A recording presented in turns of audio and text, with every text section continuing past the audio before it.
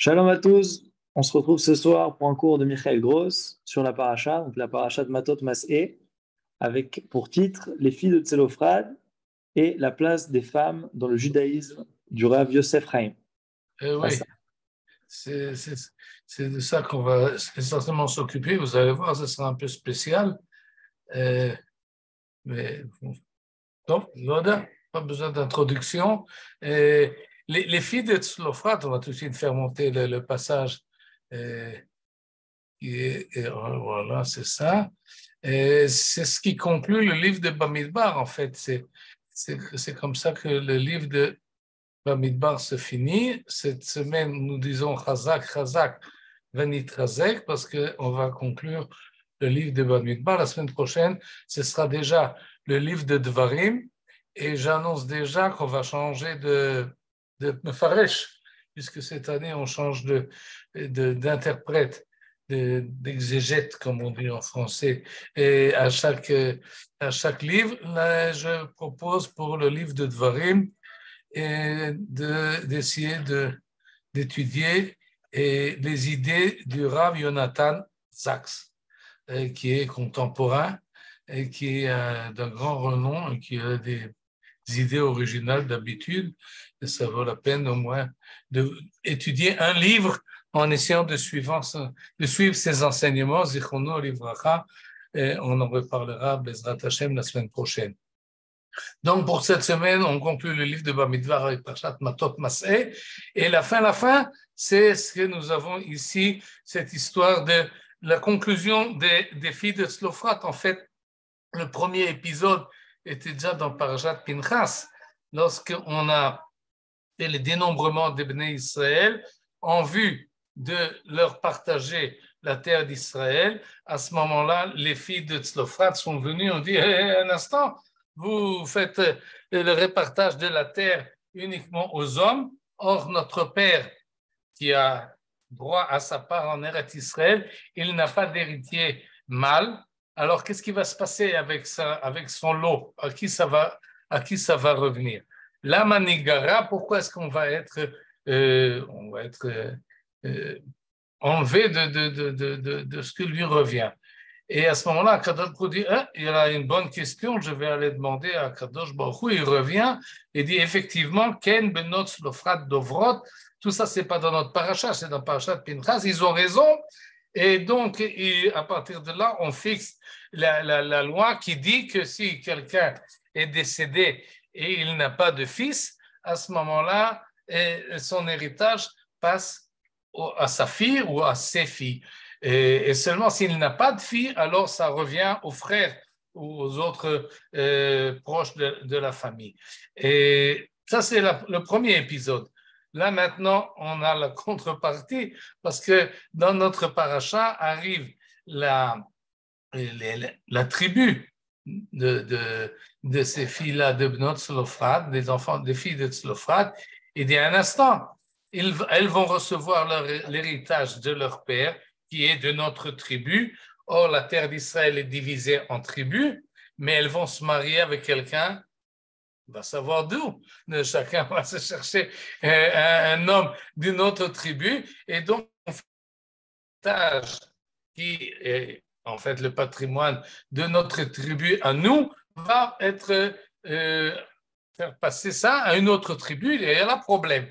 Autrement dit, le problème particulier, personnel des filles de Tzlofrat a été résolu, mais qu'est-ce qu'on va faire avec le problème au niveau de la tribu? Et là, Moshe dit, Alpi Hashem, ça c'est le verset 5 que nous avons là, et vous l'avez en hébreu, vous l'avez en français, il dit effectivement, il y a une solution, et la solution est dans le verset 6, et elles pourront épouser qui bon leur semblera.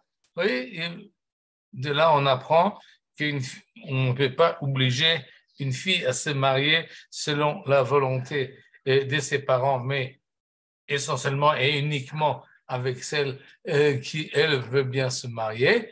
Mais à propos des filles de Tzlofrat, toutefois, c'est dans une famille de leur tribu paternelle paternelle qu'elles doivent contracter un mariage. Elles doivent chercher donc quelqu'un.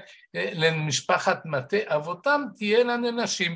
peuvent choisir qui elles veulent, mais dans le cadre de quelqu'un qui appartient à la tribu, et de telle manière que ce qu'elle reçoit reste dans le cadre de la tribu. Et c'est comme ça que finalement, on conclut cette paracha en verset 11. Vatiena, Machla, Tirza, Chogla, Milka, Venoa, les 5 filles de Tzlofrat ont toutes accepté cette halakha, cette orientation de Moshe, et ils sont mariés, Livnei Dodéhem, avec les enfants de leur oncle, autrement dit avec leurs cousins, de telle manière que l'héritage n'est pas passé d'une tribu à l'autre. Et le verset suivant dit, et les mitzvot qu'Akadosh Baruch Hu a donné à Moshe au Bnei Israël. Par cela finit le livre de Bamidbar.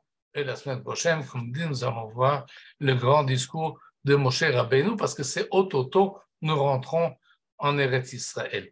Et ce passage-là, en fait, a mis, on peut dire, sur la sellette, la place des filles, des femmes dans le cadre de Bnei Israël. Et on voit qu'ils sont un peu diminués au point de vue de l'héritage, mais on tient quand même compte de ce qu'elle dit, et elles ont place ils s'adressent à Moshe, ils s'adressent au Sanhédrin, ils s'adressent aux instances qui peuvent, et on les écoute, et finalement, ils ont droit de cause, et bien qu'il faut trouver une solution également à propos de la tribu. Et déjà, la Gemara nous dit, je passe ici à la Gemara, dans la Masechet Baba Batra.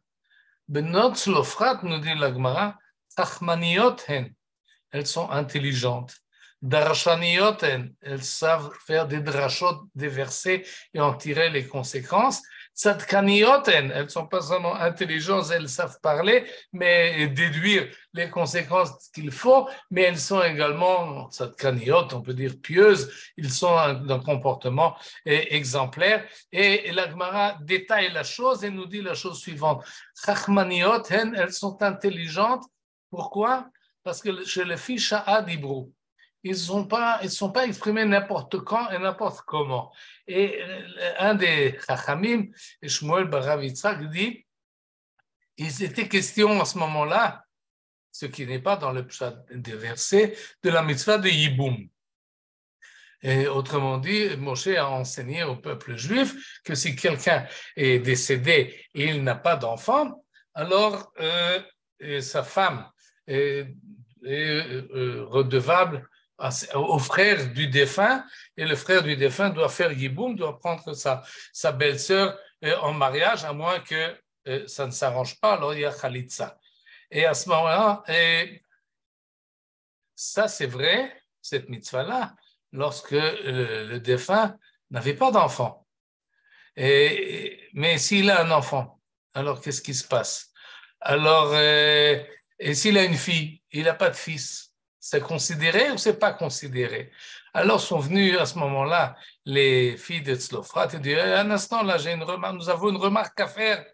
Im que ben anu chashuvim, si nous les 5 filles, nous sommes considérés comme des garçons, alors pourquoi on ne reçoit pas l'héritage comme des garçons? Et si nous ne sommes pas considérés comme des garçons, on n'est pas considérés du tout, alors pourquoi est-ce que notre mère ne serait pas obligée de faire yiboum? Autrement dit, il y a contradiction entre les halachot de yiboum et les halachot de l'héritage. Ça ne convient pas. Les filles, on les compte ou on ne les compte pas? Et là, dit la Gemara, ça c'est la chokhma des enfants de Tzlofrat, des filles de Tzlofrat, parce qu'elles ont attendu le moment propice de s'exprimer. Ils ne sont pas venus se plaindre stam, non, parce qu'ils avaient un problème, mais ils ont attendu l'instant qu'il convient, et à ce moment-là, on était obligé de leur donner une réponse. En plus, ils sont darshaniot, parce que dans la propos des halachot de l'héritage, il y a marqué im ben en lo. Alors, ils ont dit, un instant, tu dis, s'il n'a pas de fils, alors ça passe. à l'oncle, au frère du défunt. Mais avec nous, qu'est-ce qui se passe? Ilou aya loben, l'odibar, nous, elles ont dit, si nous avions un frère, on ne serait pas venus. Autrement dit, ils ont tiré la conclusion qu'il fallait déverser de la halachot, ils savaient faire des drachot comme les chachamim de la Gemara et de la Mishnah. Et en plus, elles sont sadkaniyot parce que, comme on l'a vu, les 5 filles ont fait exactement ce que Moshe leur a indiqué. Ils sont mariés uniquement dans le cadre de leur famille et de leur tribu. L'Onisu et la Gun Lahem. Par la suite, la Gemara dit même qu'ils ont pour cela attendu assez longtemps pour trouver quelqu'un qui leur convient alors qu'ils étaient limités et dans le choix. Et ça, c'est la Gemara qui quand même renforce la position, disons, la situation des filles de Slofrat en leur donnant des qualificatifs. Ce n'est pas des pleureux, ce n'est pas des gens qui viennent se plaindre.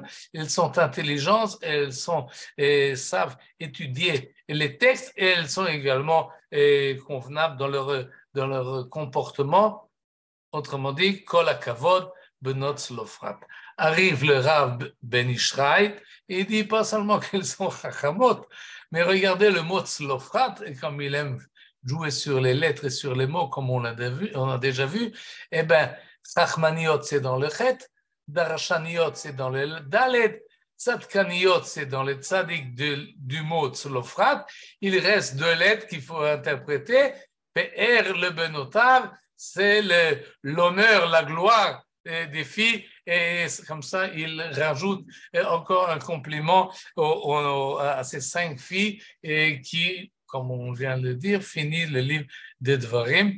Et en fait, le Rav Ben Yehuda, c'est le nom de son commentaire sur le Talmud, et quand on essaie de voir sa position par rapport aux femmes de sa génération et de l'endroit dans lequel il était, j'ai amené là ici une photo pour qu'on se fasse une certaine idée. Il y a d'autres photos qui donnent un peu l'ambiance. Vous avez là une famille, vous voyez comment elles sont habillées. 19e siècle, la fin du 19e siècle, je ne sais pas exactement la date, mais il semble qu'ils n'ont pas encore passé à la modernité, en tout cas dans leur manière de s'habiller. Et une famille juive de Bagdad. Et en fait, il faut savoir que les Juifs de Bagdad à l'époque du Ben Ishraï, c'est-à-dire il est né en 1834 et il est décédé en 1909.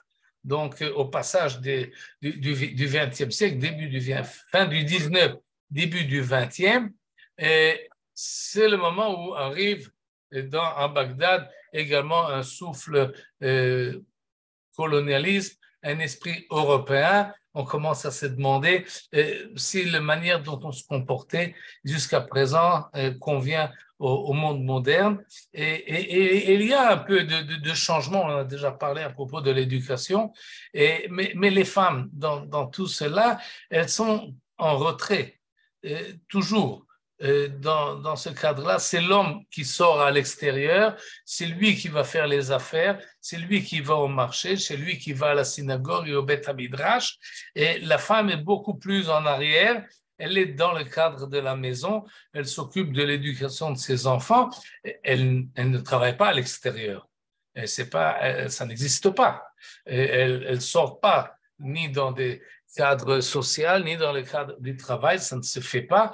Et là, on voit la figure de la femme, mais il était courant que les femmes se voilaient, et la fille, lorsqu'elle sortait à l'extérieur, là, il semble que c'était une famille relativement aisée, mais la plupart des familles n'étaient pas tellement aisées, et cependant, le travail, c'était des menus de travail, ils tricotaient ou faisaient des trucs de ce genre-là pour pouvoir ajouter un peu un gagne-pain, mais la situation des filles et des femmes n'était pas élevée. Disons, elles étaient toujours subordonnées à leur mari. Et on n'a peut-être pas dit à l'époque, on a parlé de Kiach, de Kol Israël Chavirim, de l'Alliance juive universelle, qui avait déjà ouvert une école au début des années 60 pour les garçons.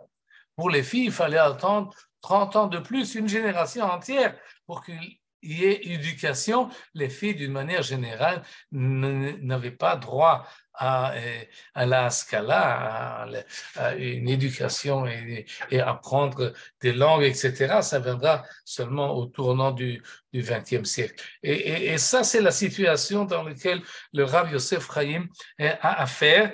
Et pour bien exprimer les choses où il se place, là, j'ai marqué « Ma'aseh be'echad gvir ». Il faut que je raconte une histoire. Et parce que le Rav Yosef Chaim racontait des histoires, et par le biais de ces histoires dans cette rachot, il transmettait les messages qu'il voulait. C'est une histoire assez longue d'ailleurs. Et pour cela, on va enlever cela. Voilà, et je vais vous raconter l'histoire en français. Et je vais un peu la raccourcir parce que c'est 6 pages là, comme ça, qui sont rapportées dans un livre qui s'appelle Niflaim Ma'asecha. C'est quelqu'un qui a pris tous les textes du Rav Yosef Chaim et qui a rassemblé, pas toutes, mais une bonne partie, et des histoires qu'il racontait. Et cette histoire-là, sans doute, il l'a inventée, et il l'a mis par écrit en ivrite, Ma'aseh be'echad gvir. Il s'agit d'un homme qui était très aisé et était très riche, et donc il pouvait se permettre de passer la matinée à étudier avec sa chavruta, et comme il est allé au travail seulement dans l'après-midi, et donc tous les matins, il étudiait avec sa chavruta, il étudiait le Talmud avec ses commentaires, le Rambam, le Ramban et les commentaires du Shulchan Aruch. Il était pas seulement riche, mais il était également calé et il était très érudit dans l'étude des textes. Il avait aussi une fille, et une fille intelligente. Alors il s'est dit, ben, ma fille, il faut qu'elle étudie quelque chose. Alors il a fait appeler un enseignant pour qu'il lui apprenne et il lui a dit, voilà, je te paye. Pendant 2 ans, tu vas enseigner à ma fille. Tu vas lui enseigner ben, d'abord à lire, évidemment, et puis ensuite tu lui enseignes le Chumash, le Tanakh, tout le Tanakh, un peu de dikdouk, de la grammaire, avec Rashi, avec Radak. J'imagine que ça va prendre à peu près 2 ans pour que tu complètes tout ce curriculum. En 2 ans, tu finis le Tanakh avec les commentaires de Pshat, et voilà, je te paye à l'avance 50 pièces d'or. Et voilà, ça c'est sa chambre. Tu peux, Vakasha, à partir de demain, tous les matins, tu te pointes et tu enseignes ma fille. Seulement, la fille était intelligente. Et ça n'a pas pris 2 ans pour apprendre tout le Tanakh avec les commentaires. En 7 mois, elle avait déjà tout fini. Alors, qu'est-ce qu'on fait maintenant? Alors, évidemment, celui qui a reçu déjà l'argent à l'avance, il va dire, qu'est-ce que je fais? Je lui rends l'argent? Non, on va continuer à étudier. Et bien que le père de la fille lui a dit, tu enseignes les Tanakh et pas d'autre chose, et il a pris l'initiative, bon, on a fini le Tanakh, on va commencer la Mishnah. Et la Mishnah également, elle a, d'une manière très rapide, elle a réussi à comprendre la Mishnah, comme ça raconte le Rav Yosef Chaim. Et après la Mishnah, on est passé au Talmud, avec ses commentaires, avec Rashi, avec Tosfot. Et cette fille-là, donc, est très, très intelligente. Et elle finit à savoir beaucoup de choses, et Torah Shebirtav, Torah Shebe'al Peh et Halacha. Et le père qui étudiait tous les matins avec sa chavruta dans sa chambre à lui, faisait pas tellement attention à ce qui se passe chez sa fille, mais après 1 an et 11 mois, il va voir où on en est. Alors il rentre dans la chambre et il dit, qu'est-ce qui se passe là? Mais c'est pas ça que je lui dis d'apprendre, c'est pas ça que je devais enseigner. Et je lui dis le Tanakh, et vous êtes avec des livres là de Gemara, ça va pas. Je vois qu'elle comprend ce qu'elle dit, mais c'est pas ce qu'on avait convenu. Alors il dit, je m'excuse, il lui explique la situation. Il dit bon, très bien. Et ben maintenant le dernier mois, bon, je t'ai déjà payé, ça va. Tu peux partir, on s'arrête là, comme c'est marqué dans le texte, Ad Kan Chum Shabbat. Ça suffit, on est arrivé à la limite. Et il renvoie l'enseignant. La fille est un peu brusquée de ce comportement et dit, mais papa, pourquoi, au lieu de le féliciter, que pas seulement il m'a enseigné la Torah chez Birtav, il m'a aussi également enseigné la loi orale. Tu le renvoies, tu aurais dû lui payer le double et qu'il reste encore pendant 2 ans et j'aurais encore continué à apprendre. Qu'est-ce que c'est? Alors le Ben Israël nous dit la réponse du père, il dit un instant, ma fille, qu'est-ce que tu as besoin d'apprendre tout ça? Qu'est-ce que tu vas en faire? Dans quelques années, 3, 4 ans, on va te marier, tu auras 18 ans, tu pourras te marier. Entre parenthèses, quand il dit 18 ans, il envoie une flèche à ceux qui écoutaient cette histoire, parce que l'habitude était de marier les filles beaucoup plus tôt. Alors il dit, tu auras bientôt 18 ans, tu vas te marier, tu auras des enfants, tu vas t'occuper de tes enfants à la maison. Si le Shabbat, tu pourras lire un livre, ce sera déjà quelque chose d'extraordinaire. Tu n'as pas besoin d'étudier tout ça, c'est inutile. Et non, non. Et nous dit comme ça c'est marqué, Velo arvu la bat varim elu shel avia. Ces arguments-là n'ont pas plu à la fille du tout. Elle n'était pas du tout contente de ce qui s'est passé, mais elle s'est tue. Elle a accepté la chose, semble-t-il. Mais elle s'est dit, je ne vais pas m'arrêter là. J'ai un truc. Et mon père et sa chavruta étudient tous les matins dans leur chambre.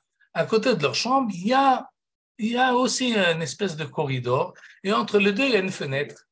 Je vais un peu ouvrir la fenêtre. Je vais m'asseoir de l'autre côté du mur et je vais écouter ce qu'ils disent. Et comme ça, je vais étudier. Et comme le père était assez riche, il avait plusieurs exemplaires de tous les livres qu'il avait besoin. Et il allait à la bibliothèque, et elle a pris le livre en question, et elle a suivi l'enseignement, elle a suivi tout ce que son père et sa chavruta étudiaient, et elle comprenait en silence, en cachette. Elle devenait vraiment Talmidat Chacham.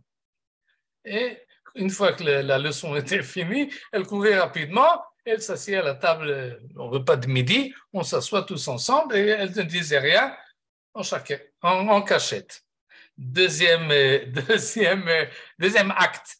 Arrive un invité dans la famille, arrive quelqu'un, et il frappe à la porte, il demande est-ce que je peux me nourrir ici, et comme c'était quelqu'un d'aisé, comme nous l'avons dit, il a accepté, viens avec manger chez nous, viens à table, et il l'assoit à table, il lui donne à manger, il lui demande comment vous vous appelez, il dit je m'appelle Chaim Ben Shalom. Ah, et d'où vous êtes? Eh bien, je suis de là où vous êtes. D'où vous venez, je viens aussi. Hein? Ah, très bien. Et vous connaissez celui-là? Qu'est-ce qui devient celui-là? Il dit, la réponse de l'autre était, vous voyez là les rimonimes, les grenades que vous avez sur la table, eh bien, celui dont vous me parlez, eh bien, il est après les rimonimes. Et comme ces grenades étaient au bout de la table, il s'est dit, le père, bon, je comprends ce gars-là, il me dit, Chaim Ben Shalom, sans doute que le nom de son père, c'est comme le sien, et autrement dit, c'est un orphelin qui est né une fois que son père était déjà décédé, c'est pour ça qu'il s'appelle Chaim. Et il me dit qu'il est de la même ville, bon, alors c'est pour ça que je lui ai demandé s'il connaissait un tel, et il ne voulait pas me dire qu'il est décédé, alors il m'a fait signe qu'après les grenades, eh ben, il n'y a rien. Et autrement dit, il est décédé. Bon, et qu'est-ce que tu viens faire ici? Eh bien, il lui dit, j'ai pas beaucoup d'argent, est-ce que vous pouvez m'aider? Alors, ce Richard se dit, bon, ben, on va l'aider, j'ai un peu d'argent. Et il envoie sa fille dans sa chambre chercher, il dit, j'ai là-bas une bourse, dans la bourse, il y a des pièces, mais fais attention, ne prends pas la pièce d'or, hein. Tu lui donnes la pièce d'argent. Fais attention, pas la pièce d'or, la pièce d'argent, c'est un pauvre type, je lui donne une pièce d'argent, c'est maspik mechobad, c'est suffisamment respectable. La fille va dans la chambre de son père, trouve la bourse, ouvre la bourse, il y a effectivement des pièces d'or et des pièces d'argent, elle prend une pièce d'or et amène à cet homme et elle dit rien. Mais le père a remarqué dans la bourse, il manquait quelque chose, il lui a dit une pièce d'argent, pourquoi lui donner une pièce d'or? Elle appelle, ça fait, viens ici, c'est pas ça que je t'ai dit de faire, pourquoi tu lui donnes une pièce d'or? Alors elle lui répond, écoute papa, ce type-là, non, c'est pas une pièce d'or qu'il mérite, c'est 10 pièces d'or qu'il aurait dû avoir. Pas une, mais 10. Et il lui dit, mais qu'est-ce que c'est un simple mendiant, un simple bonhomme. Il dit, non, non, c'est pas un simple bonhomme, c'est quelqu'un de très intelligent. Tu n'as pas compris les réponses qu'il t'a dit. Tu as mal interprété, tu lui as posé des questions, tu croyais qu'il te répondait comme ça simplement, mais non, il te répondait avec beaucoup de tact et beaucoup d'intelligence. Vérifie et tu verras que j'ai raison. Alors il appelle l'invité et il commence à lui poser des questions sur le Chumash, sur la Gemara, sur la Halacha. Il voit, waouh, ça c'est un Talmid Chacham, c'est vraiment pas n'importe qui. Elle a raison, ma fille. Mais d'où elle savait?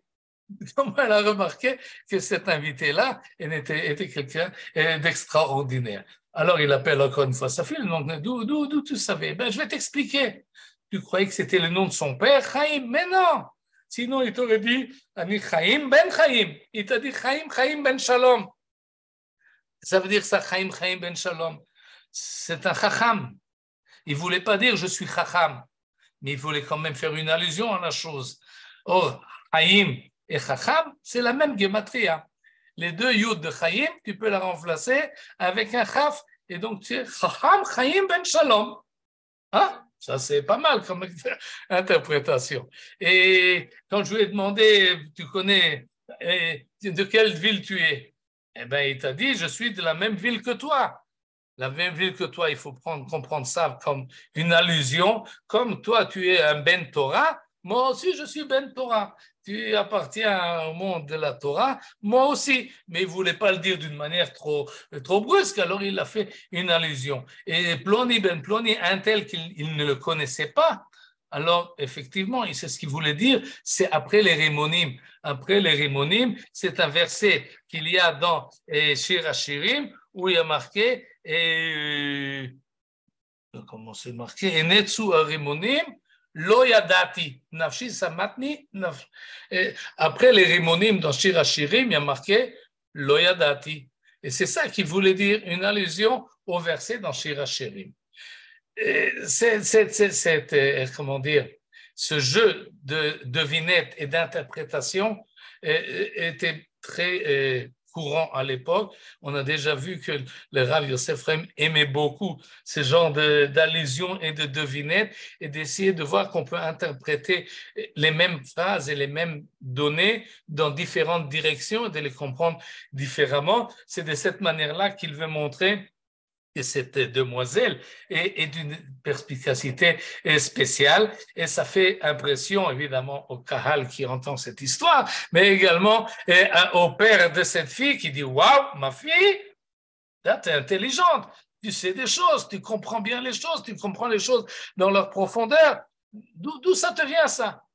Elle lui dit « De la fenêtre. » « Quoi de la fenêtre? De quelle fenêtre? » Et alors, elle lui explique de quelle fenêtre elle a compris, elle a appris la Torah que lui et sa chavruta étudiaient et elle les a même dépassés, comme ça le dit Yosef Chaim dans son histoire. Elle a dépassé son père, elle a dépassé sa chavruta et finit le Rav Yosef Chaim son histoire en nous disant que s'il pose la question comment ça se fait, il met cette question dans la bouche du père.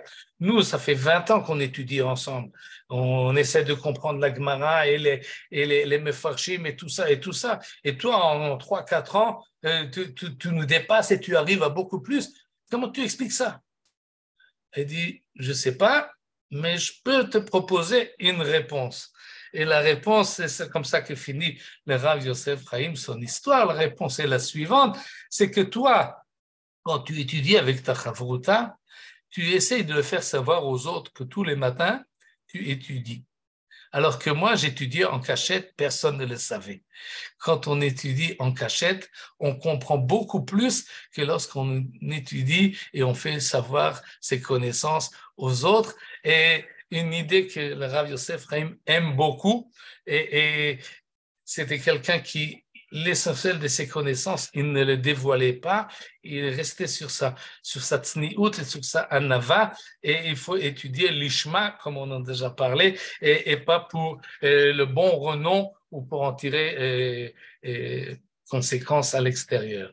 Maintenant, quand il raconte une histoire de ce genre-là, dans la communauté de Bagdad, où les femmes n'étudient pas, où les femmes sont en retrait, où les femmes ne vont pas au travail, ne sortent pas à l'extérieur, il y a là de sa part, parce qu'il aurait pu raconter une autre histoire, mais il l'exprime très certainement d'une manière très, très forte comment dire, très vitale ou très explicite, que c'est vrai que c'est la situation sociale des femmes que nous avons, mais ne croyez pas, chère Kehila, que c'est pour cela que vos femmes ou vos filles ne sont pas intelligentes, qu'elles ne peuvent pas entendre des livrets Torah, qu'elles ne peuvent pas comprendre, qu'elles ne peuvent pas participer, etc. C'est-à-dire, il connaît la situation. C'est pas un féministe dans le sens évidemment du 21e siècle. C'est pas quelqu'un qui veut faire la révolution. Dans le cadre de la famille, il est chamran, il est conservateur, il ne va pas bousculer les normes sociales. Mais il essaie de corriger un peu la chose. Il dit, vous devez respecter vos filles, respecter vos femmes.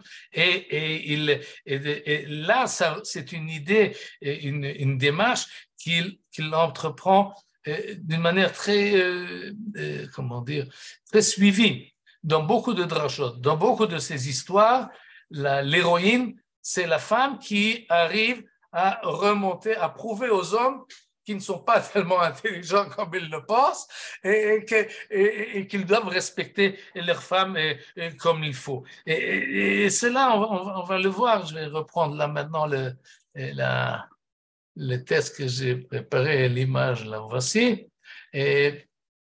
Et donc, c'est ça le message qu'il voulait dire, sans véritablement changer ni les normes de conduite, ni la manière sociale de se comporter.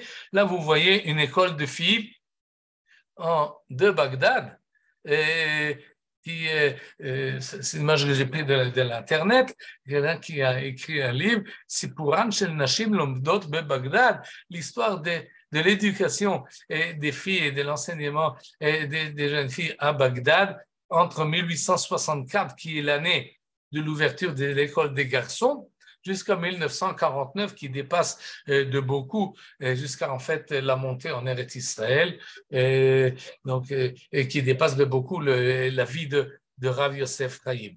Et il y a évidemment une progression, et plus les personnes étaient aisées, et plus les gens étaient instruits, évidemment, la position des femmes est évoluée. Et ce titre-là, Kanun el-Nissa Irak, Kanun el-Nissa, c'est Chouké Nashim, la loi des femmes. Ce titre-là était pris dans l'autre livre du Rav Yosef Chaim, que je peux vous montrer ici, qui s'appelle Chouké Nashim en hébreu, mais en fait, c'est un livre que le Rav Yosef Chaim a écrit pour les femmes de Bagdad. C'est pour cela qu'il n'a pas été écrit en langue hébraïque, mais en langue arabe, pour que les filles et les femmes de Bagdad puissent lire le livre. Et c'est un livre vraiment assez spécial où il donne des directives comment il faut se comporter avec beaucoup d'amour paternel, du Rav, déjà reconnu et déjà très élevé, le grand Mekoubal, le grand Darshan, le grand possèque de la communauté, qui écrit un livre spécialement pour nous, les femmes de Bagdad. Et dans ce livre-là, évidemment, il explique les halakot concernant les femmes, il explique les tfilot, qu'est-ce que les femmes doivent prier, et il donne également des chapitres entiers, comment elles doivent se relater à leur mari, à leurs enfants, à leur belle-mère, et par rapport à l'entretien de la maison, par rapport à faire attention de ne pas trop dépenser, etc., etc. Et à la fin, il y a aussi des chidot, il y a des devinettes, il y a des chants, etc. Et vraiment un livre qui a été traduit en ivrite par le Rav Moutsafi, et qui est un livre très, très intéressant. Il a été écrit, en fait, à peu près en l'année 1900. C'est-à-dire, et certains pensent que ce livre-là vient contrepartie les changements qui se passent dans la communauté, les changements au niveau vestimentaire, au niveau des comportements qui deviennent de plus en plus européens. Et là, pour un peu freiner la chose, il rappelle aux femmes leurs devoirs et leur situation. Et donc, c'est un livre qui est à la fois très fraternel et très amical, mais aussi essaye en se mettant dans la ligne de ce qui se passe et connaissant véritablement comment dire, la culture qui est en train d'évoluer, il ne la combat pas, il essaye d'en faire partie et de l'intérieur orienter les choses à sa manière. En tous les cas, je vous ai ramené ici et quelques passages de ce livre-là pour qu'on puisse avoir un peu l'ambiance. Et voilà ce qu'il nous dit. C'est en ivrite, et je vais le traduire en français. Je ne sais pas si le livre a été traduit directement en français, je ne pense pas. En tous les cas, Ha'ava ben ha'ish va'isha tzricha liot gdola veraba. L'amour entre l'homme et sa femme doit être très grand.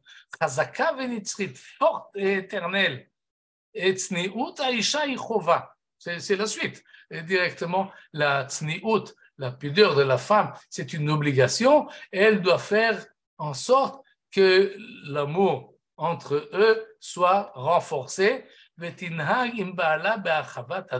se comporte envers son mari avec beaucoup d'ouverture, ou et avec une figure très accueillante. Et lorsque elle l'aimera beaucoup, alors lui aussi l'aimera aussi. Qu'elle ouvre son amour d'elle à lui et ça va lui revenir. Et lorsqu'il y aura beaucoup d'affection et d'amour entre eux, alors tirbe abracha, la bénédiction remplira leur maison et ils auront une vie heureuse et longue. Ad shema'ane od shmana nashim. Écoutez-moi bien, les femmes. Une femme doit respecter son mari. Elle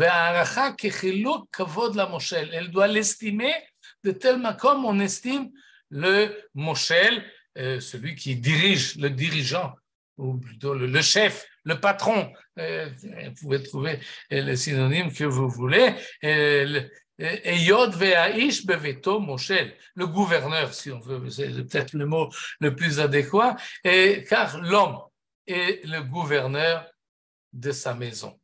Et même s'il est pauvre, elle doit le considérer comme quelqu'un qui a beaucoup de moyens. Elle doit faire ses travaux, elle doit le servir, elle doit accepter ses indications et ce qu'il dit, elle doit écouter ses paroles, elle doit annuler sa volonté devant la sienne,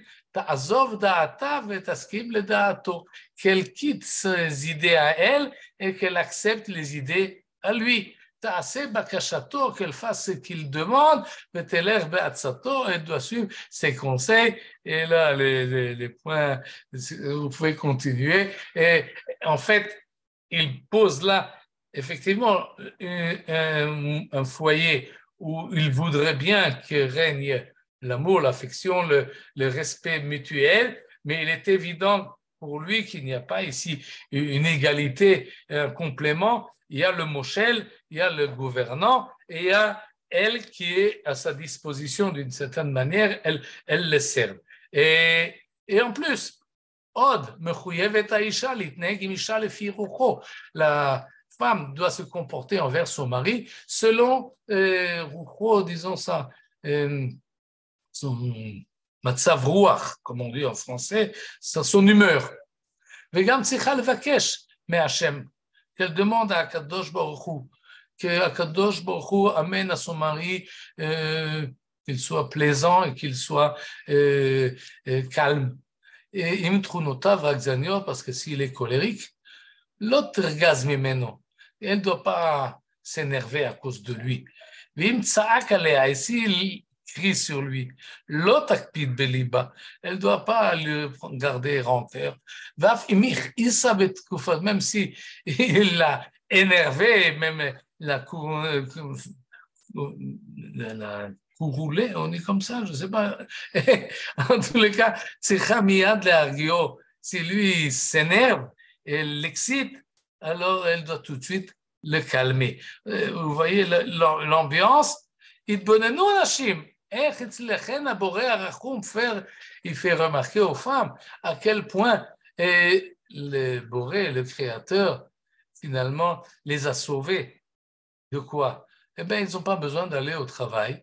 Elles n'ont pas besoin de se confronter avec toutes les pérennitudes du monde du Misrar, du monde de l'argent et les achats et des ventes, etc. Et vous ne savez pas, vous n'avez même pas idée combien c'est difficile et compliqué. Votre mari sort au travail et combien c'est difficile pour lui. Et le monde des achats et du commerce, vous ne connaissez pas combien il est difficile et amer. Et donc, prenez soin de votre mari qui, lui, doit supporter toutes ces difficultés. Nashim yishmerechen rachum, que l'Éternel et le miséricordieux vous gardent. Et si vous me dites, si vitanu al ba'alenu, tu nous donnes des directives de la manière dont nous devons nous comporter envers nos maris. Mais tu dois également donner des directives à nos maris nous concernant. Pourquoi tu nous parles à nous? Pourquoi tu ne parles pas à eux? Et ça, il écrit dans son livre. Il dit, vous avez absolument raison. J'ai effectivement beaucoup de directives à orienter et à dire à vos maris. Mais c'est écrit, ce livre-là, eh bien, c'est pour vous que je l'écris. C'est pour ça que je vous dis ce que je pense. Mais finalement, est-ce qu'il a écrit et dans un autre livre, dans un autre écrit, je vais écrire spécialement à vos maris pour savoir comment ils doivent se comporter envers leurs femmes. Et ce livre-là, concernant les hommes, on ne l'a pas. Le petit-fils a témoigné qu'il l'a vu.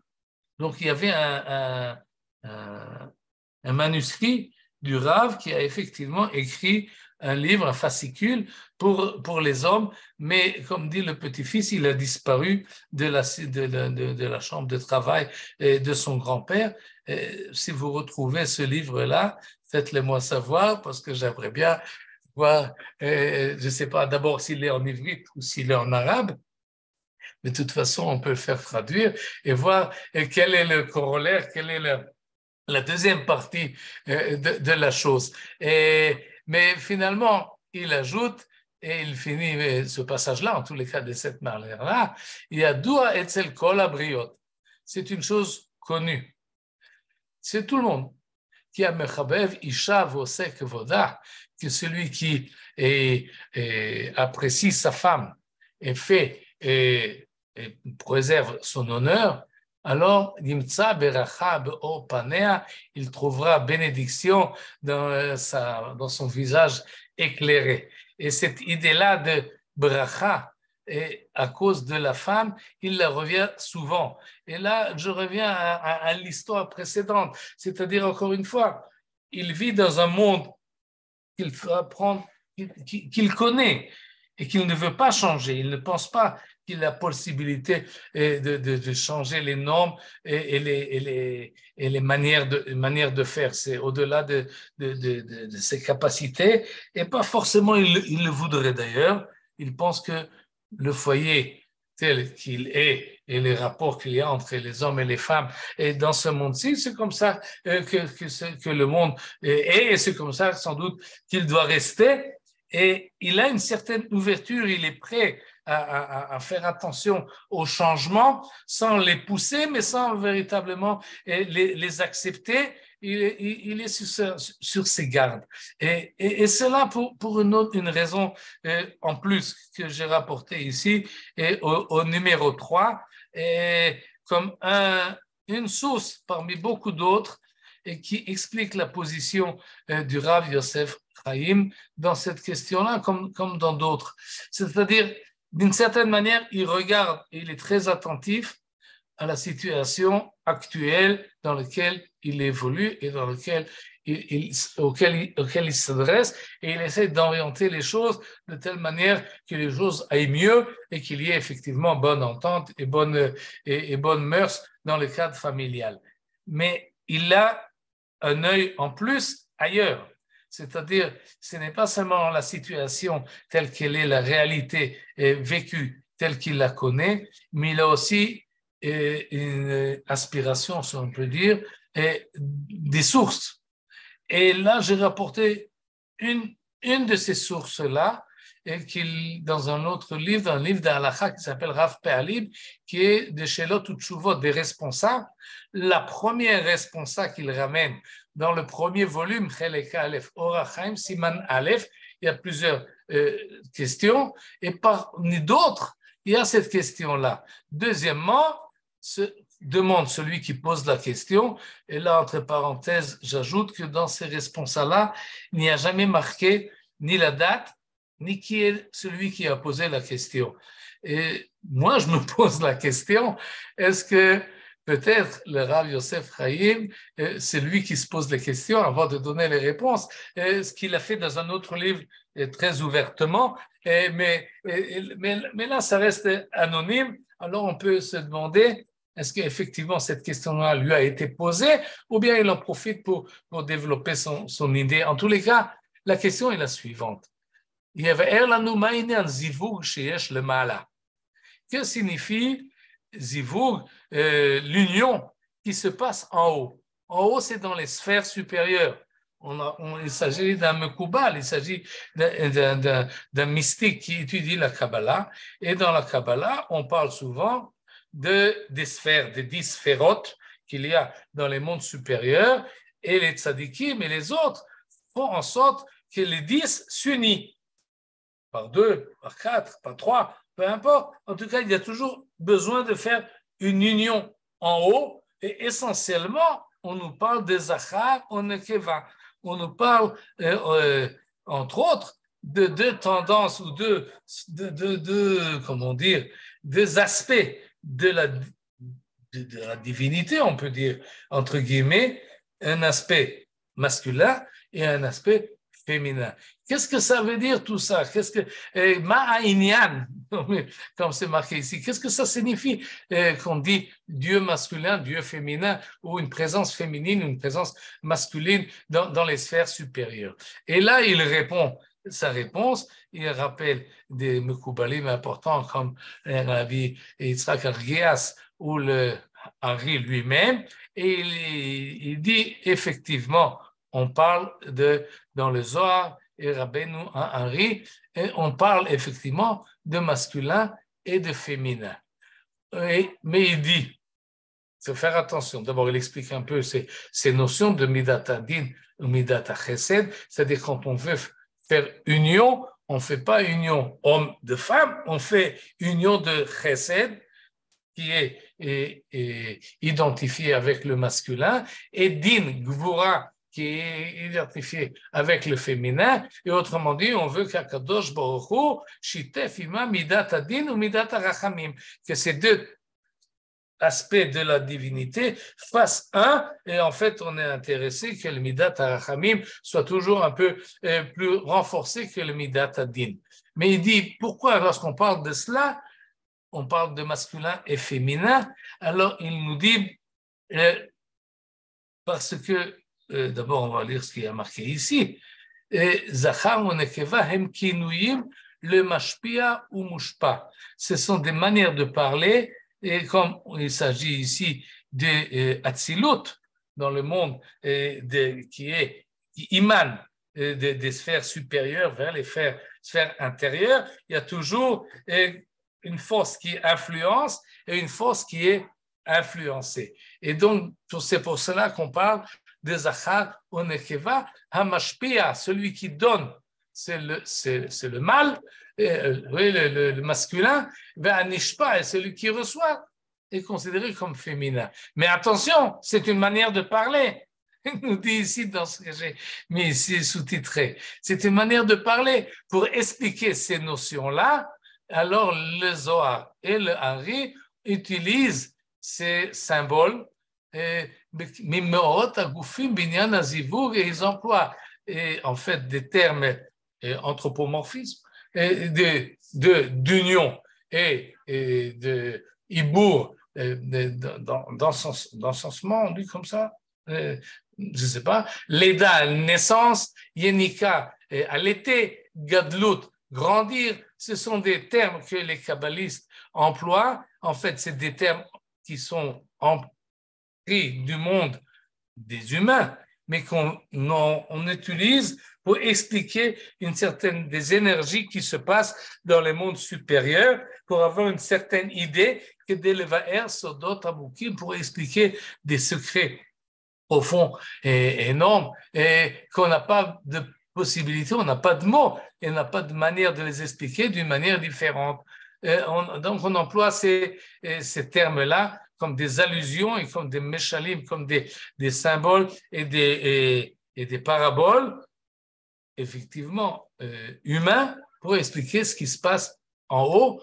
Et il explique, Velo shete kavanatam leyaches la sphirot elionot moraot gufim chas veshalom. Mais effectivement, il ne faut pas s'imaginer un instant qu'il y a dans les sphères supérieures quelque chose de matériel ou quelque chose qui ressemble à nos idées d'ici-bas et d'être humain. Autrement dit, dans ce passage, comme dans beaucoup d'autres, il renforce cette idée-là qu'on a une terminologie dans la Kabbale, dans le Zohar déjà, et dans le Hari, on a des terminologies qui parlent d'hommes et de femmes, mais attention, ce n'est qu'une manière de parler, et il faut toujours essayer de voir de quoi il s'agit. Cependant, il n'est pas ignorant que cette manière de parler et cette manière d'expliquer les choses ont une influence qui revient comme un boomerang. C'est-à-dire, si c'est comme ça que nous expliquons, celui qui influence et celle qui est influencée, on fixe déjà une certaine hiérarchie et cette hiérarchie-là, il l'accepte lui-même, le Rav Yosef Chaim, et même s'il essaie de l'orienter et de la diffuser un peu, finalement, ces idées-là ont leur influence, ont leur impact dans la manière de voir. Et si je peux conclure, effectivement, c'est un chamran, c'est un conservateur, il a ses idées à lui, mais si on vérifie comment il se relate aux changements qui ont commencé chez lui, on voit que malgré qu'il est un conservatif, il est ouvert au changement. Il se permet de s'exprimer d'autres manières, d'essayer d'expliquer, et ce qu'il expliquait toujours avec des termes de la Kabbalah, finalement, il les a expliqués dans des termes beaucoup plus rationalistes, parce que c'est comme ça qu'il a conçu que le monde change et qu'il faut s'adapter, et il essayait de s'adapter. Il n'a pas eu beaucoup de temps, parce qu'il est décédé, mais il semble qu'il ne s'est pas opposé au changement. Il a essayé de, comme on dit en ivrite, l'isrom, d'aller avec, et d'essayer de ne pas perdre son influence dans le monde qui change. Qu'est-ce qu'il aurait dit aujourd'hui sur la situation actuelle ici en Eretz Israël, ou plutôt plus exactement dans ce sujet-là de féminisme et des changements. Il n'aurait pas pu imaginer le monde dans lequel nous vivons aujourd'hui. Comment est-ce qu'il aurait pu réagir? Je ne peux pas dire véritablement, mais ces relations avec les changements m'amènent, en tout cas moi, à dire que oui, il aurait essayé de réfléchir quels sont les bons côtés de la chose en essayant de conserver la tradition dans un monde qui évolue et qui change, ce qui n'est pas toujours facile. ni dans ce point de vue-là, ni dans d'autres. Et ça, c'est le Rav de Bagdad qui finalement est un homme du 19e siècle et pas du 21. Et aujourd'hui, les femmes étudient, et pas derrière le mur et en essayant de capter quelque chose de l'autre côté de la fenêtre, mais la fenêtre est entièrement ouverte. On va voir où ça va nous emmener. Je vais vous dire deux choses. Alors, la première chose, c'est que cette image, elle est très triste. L'image que vous nous avez montrée, elle est très triste. J'ai du mal à vous entendre là. L'image, elle est très triste parce que on voit la quantité de petites filles qu'il y a et on se rend compte comme cette communauté a été décimée. Et de voir toutes ces petites filles, je trouve ça très triste. Dans l'image de l'école. Petites filles. Oui, c'est vrai. Toutes ces petites filles, on se dit, il n'en reste plus de cela. C'est toute une communauté qui a été complètement décimée. Non. Alors, la deuxième chose que je voulais dire… je ne vous comprends pas. Pourquoi décimer? Parce qu'il n'y en a plus beaucoup des Juifs de là-bas. Ah, là-bas, non, mais ils sont venus ici. Oui, mais pas tous. Je pense qu'ils ont… Non. Historiquement, la grande majorité du judaïsme de l'Irak est montée en Israël en 1951-52, c'est-à-dire après la création d'Eretz Israël. Ils ont été en fait amenés ici, jetés de là-bas.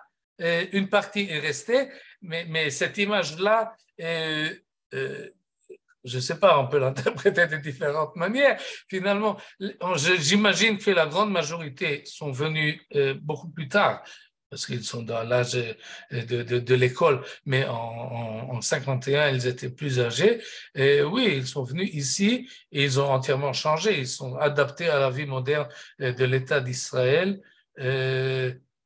Maintenant, il y en a d'autres. Oui. La deuxième chose que je voulais dire… oui. La deuxième chose que je voulais dire, c'est quand vous avez dit l'Isrom, je me suis dit, mais on a la même expression. En français, on dit laisse couler. Laisse couler. Laisse couler. Ah, laisse couler, ok, d'accord. Oui, c'est comme ça. Non, mais il ne laissait pas couler, il coulait avec. C'est ça. Il rentrait dans le courant. Il essayait de s'adapter au changement et de ne pas perdre son autorité et son mot à dire. Il voulait continuer à participer et pas en antagonisme et pas en rétractaire, mais en quelqu'un qui participe à cette évolution-là, ce qui n'est pas toujours facile pour un rabbin. Super. Je pourrais rajouter un mot qui m'a tout votre cours, j'ai pensé à Eshet Raïl, parce que le texte du Tanakh est féministe d'une façon extraordinaire. Après, on en a fait relation avec Israël et tout ça, mais c'est un texte féministe très ancien. Donc, on était féministe au départ. C'est extraordinaire. Elle fait tout, le ménage, le commerce, les discussions avec les sages. C'est extraordinaire. C'est pas Israël, c'est la femme, c'est vrai. Oui, le texte d'Eshet Raïl, effectivement, et nous les Ashkenazim, nous le disons tous les vendredis soirs. Oui, mais il y a d'autres passages dans le Tanakh où pas toujours la femme est élevée à ce niveau-là. Cette histoire-là des filles de Tzlofrat, encore une histoire. Elle est ambiguë un peu. Parce que finalement, s'il y a des fils et des filles, il n'y a que les filles qui héritent et pas les fils qui héritent et pas les filles d'après la halakha de la Torah qui convient finalement à l'économie telle qu'il fonctionnait à l'époque. Et je crois que là est la force finalement de la Torah et surtout de la Torah chez Be'al Peh qui a de manière intrinsèque cette méthode d'adaptation, de conserver les valeurs dans un monde économique, social et dans d'autres domaines qui changent et qui évoluent, mais finalement, on arrive à conserver plus ou moins les valeurs, jusqu'à qu'il y a des valeurs évidemment qui n'existent plus, comme les corbanotes ou d'autres choses, mais c'est tout ce qu'on peut conserver, la Torah Shebe'al-Peh, y compris le Rav Yosef Chaim, arrive avec un delay. Toujours, quand le monde avance, les rabbins sont toujours un peu rétractaires, ils freinent les choses, à juste titre, à mon avis, parce qu'il faut vérifier est-ce que toutes les nouveautés sont acceptables, est-ce que ou bien il faut les vérifier, il faut les orienter, donc il y a toujours un frein à faire. Mais à la longue, oui, c'est une adaptation, il y a une continuation. Ashreinu matov chelkeinu. Et je voulais rajouter que le midrash sur le soleil et la lune, qu'il fait diminuer, seulement la femme a pu diminuer, parce que l'homme n'aurait jamais accepté. C'est comme ça que je vois psychologiquement. Et on a accepté ça, d'être la réflexion et tout ça, et d'être plus petite que lui. Et c'est une acceptation volontaire, moi j'y crois. C'est pas la femme qui se bat contre son mari, c'est qu'il faut qu'il y en a un qui est un peu plus fort que l'autre pour savoir comment ça reste en place. Excusez-moi, je ne suis pas du tout féministe. Bien que je suis professeur. On a toujours dit que la femme était le sexe fort. Non, il faut qu'il y ait quelqu'un qui... On ne peut pas être tous les deux pareils. C'est écrit dans le Midrash, c'est très simple. On ne peut pas deux. Alors nous, on est prêts à accepter parce qu'on a plein d'autres choses qui sont très importantes que le mari n'a pas. On a un enfant, on a des tas de choses intéressantes, beaucoup plus que lui, qui doit travailler tout le temps. Excusez-moi. D'accord, le débat est ouvert. Mais vous êtes conscient que les choses changent et pas toujours pour le bien. Pas toujours pour le bien. Le problème du foyer, de la famille aujourd'hui, à mon avis, il est grave. Il y a une crise de ce point de vue-là. Et ça dépasse le niveau personnel. C'est quelque chose qui est beaucoup plus large et d'une culture générale dans le monde occidental. Donc, il est bon qu'on fasse attention et qu'on n'ait pas peur de dire ce qu'on pense. Et vélo l'islam, mais pas toujours. C'est intéressant, votre chacham, il est très intéressant, parce qu'il est vraiment... Oui, il est chacham, il est bémet chacham, dans sa manière de diriger sa communauté. Il a dû avoir une femme intéressante. Shabbat shalom. Merci beaucoup. Merci beaucoup. Shabbat shalom. Bonsoir Karine, bonsoir tout le monde. Shalom, M. Train. On voit votre photo. Voilà. J'espère que vous allez bien. Oui, tout va bien. Très bien. Alors, Shabbat shalom et la semaine prochaine avec le Rav Lord Jonathan Zaks. Bezrat Hashem. Kol Tov, Shabbat shalom. Shabbat shalom.